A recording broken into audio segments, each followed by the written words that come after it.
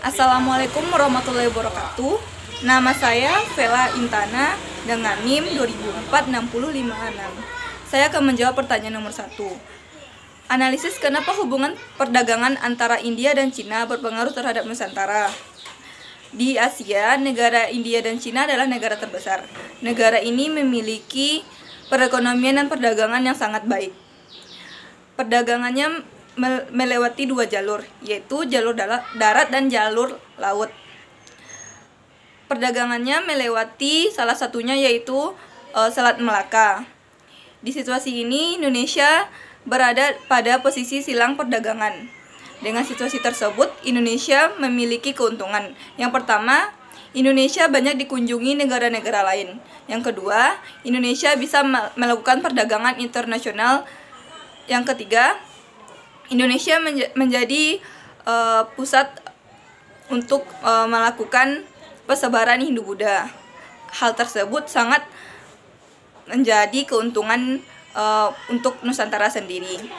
Nomor 2, jika saudara yang menjadi Sidrat Gautama, seorang putra mahkota Kerajaan Magadha, apa yang akan saudara lakukan saat melihat rakyat berada dalam kemiskinan? Jika saudara setuju dengan sikap Sidrat, apa alasannya? Jika saudara punya pendapat lain, jelaskan apa alasannya. Pada selama 10 tahun, Sidrat berada pada kesenangan kehidupan duniawi. Tapi pada suatu ketika, Sidrat memutuskan untuk bertapa. Bertahun-tahun dia bertapa.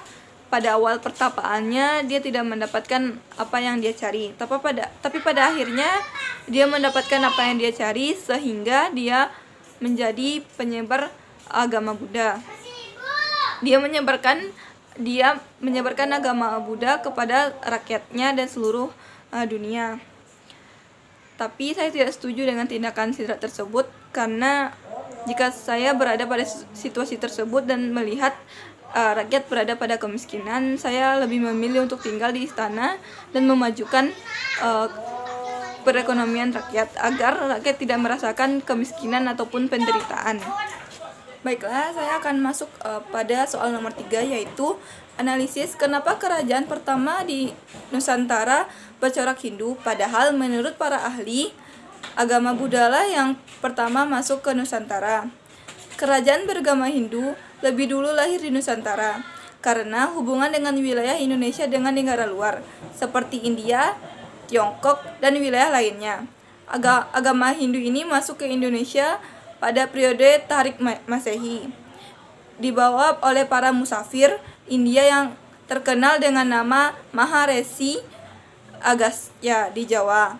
Dikenal dengan sebutan Batara, guru ajaran Hindu yang berkembang di beberapa wilayah Indonesia. Disebut dengan aliran Vaishnava, yaitu ajaran yang memuja Wisnu sebagai dewa utama. Beberapa kerajaan Hindu kuno Nusantara adalah Mataram yang dikenal sebagai membangun Candi Prambanan, Kerajaan Kendiri, dan Singasari. Sejak saat itu agama Hindu menyebar di seluruh Nusantara dan puncak kejayaannya pada abad ke-14. Soal selanjutnya, soal nomor 4.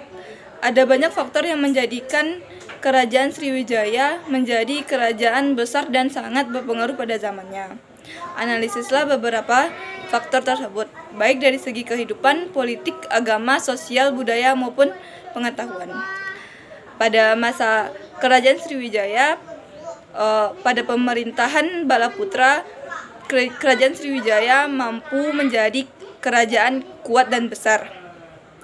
Pada masa itu, Kerajaan Sriwijaya mampu memperluas kekuasaannya sehingga sampai pada Sumatera, Kalimantan Barat, dan Jawa Barat. Kerajaan Sriwijaya juga dikenal dengan kerajaan maritim, sehingga untuk menuju ke Kerajaan Sriwijaya dijamin aman untuk melewati jalur laut. Karena letak Sriwijaya yang strategis, mampu meningkatkan perdagangan di Sriwijaya. Sriwijaya juga menjadi kerajaan untuk penyebar agama Hindu-Buddha. Pada masa Balaputra, masyarakat kerajaan Sriwijaya menjadi makmur. Tidak hanya perdagangannya, namun Sriwijaya juga berhasil dalam pengembangan agama Hindu-Buddha.